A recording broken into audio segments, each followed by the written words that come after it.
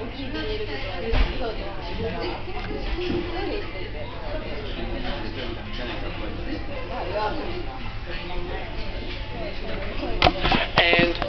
it's the process of trying to separate. The liquid on here is going to fall off from the liquid up above.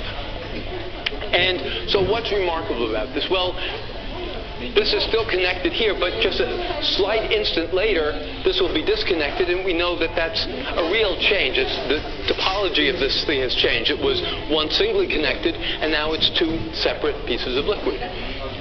Okay, so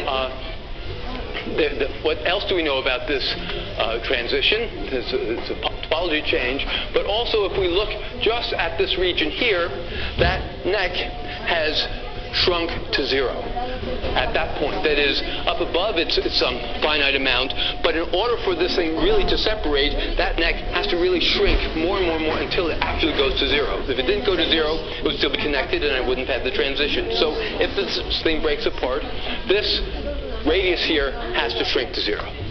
And if it shrinks to zero, then one thing we know about using surface tension again is that the surface tension times the curvature, which is now 1 over this radius, so it's infinite, that's the pressure difference between the inside and the outside of this fluid.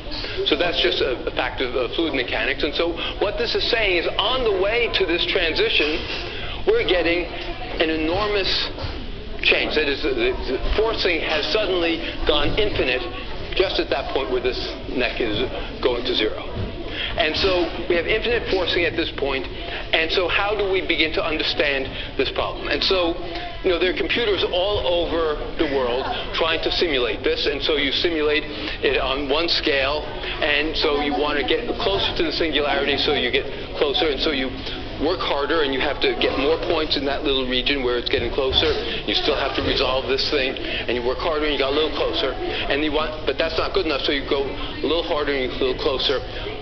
Work harder, get a little closer, and it's Zeno's paradox all over again. No matter how hard you work, you don't get to the singularity. You can only approach it. You don't get to the other side. And so computers are all struggling to do this. And then you look out the window, and you see a drop hanging there, and it just drops. And, you know, nature is not trying to think, well, what do I do now, and should I compute something? It just does it. And so the fact that we go through all of these conniptions to try to understand this means that there's something we didn't understand about how this drop breaks apart. That is, if we did understand it, we wouldn't have to, we could do what nature does, but not understanding this, we're stuck on one side of the singularity. And so that was what we were trying to figure out, is how do we understand this breakup event in this case. And so, is this relegated just to drops? And so again, I want to point out that there's connections to other areas of physics. And so here, this is maybe the most famous image taken by the Hubble Space Telescope. This is the star-forming region of the Eagle Nebula. And what's going to happen here? These kind of cylinder-type things are going to break up into stars. And as that happens, the gas around, these are big gas clouds, and the gas has to shrink in the regions between where this stuff exists. And so as that shrinks away, we have something that looks very similar to the behavior that I just showed you for ordinary water drop falling from the faucet. So this is happening on the celestial scale.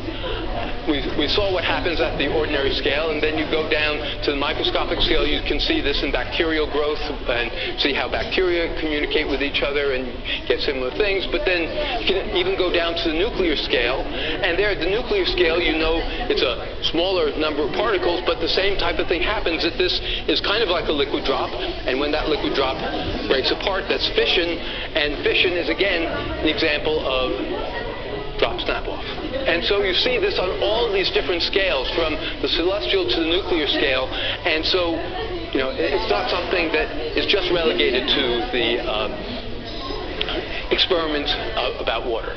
And so this is what we wanted to start studying about. And so I should tell you just the first part of this is, so is this liquid going to be unstable to anything? And so the idea is, suppose I took a cylinder of liquid and I ask, is that stable? And well, you already know the answer because I just told you that is surface tension is going to try and make it into a ball, right? But I'm not going to let that happen. I'm going to try and hold the liquid at this distance and have that cylinder, and with the sides, the ends held at that distance apart, I want to ask, is this cylinder now stable?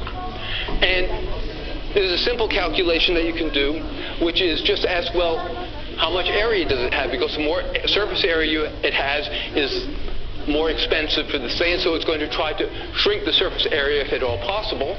And so you just compare the surface area of a cylinder to a cylinder that has a slight waist to it, so it's a little thicker at the top and the bottom and a little thinner in the middle, and you have to keep the volume fixed throughout because the liquid has to stay there. I can't get rid of the liquid, but I'm just changing its position slightly. And if you do this, you can find out by simple calculus that the surface area actually decreases if the length of this cylinder is greater than the original circumference. And so if that happens, if the cylinder is long enough, this thing starts to go unstable, it goes into this shape, and then the curvature in the middle is even larger, so there's more force there, and it feeds on itself, and it runs away, and this thing really starts to break apart. So this is one of the classic instabilities in fluid mechanics called the Rayleigh plateau instability, and you're familiar with this. You can see this, and so what I'll ask you to do is to take your fingers and stick it in your